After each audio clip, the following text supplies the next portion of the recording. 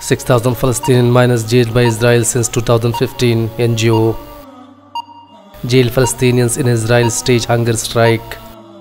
Libya, fighting flares on Tripoli out streets, 21 dead. Muslim scholars decry Haftar's attack in Tripoli.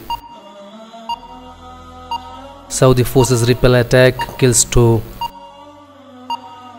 Regime attacks kill 11 civilians in Syria's Idlib.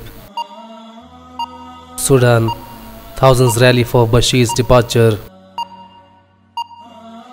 Iran evacuates 6 towns over flooding. Afghanistan ready to talk with Taliban in Qatar. Bangladesh deploys border guard to island near Myanmar. India, meat shops forced to close for Hindu festival. Pakistan releases 100 Indian fishermen.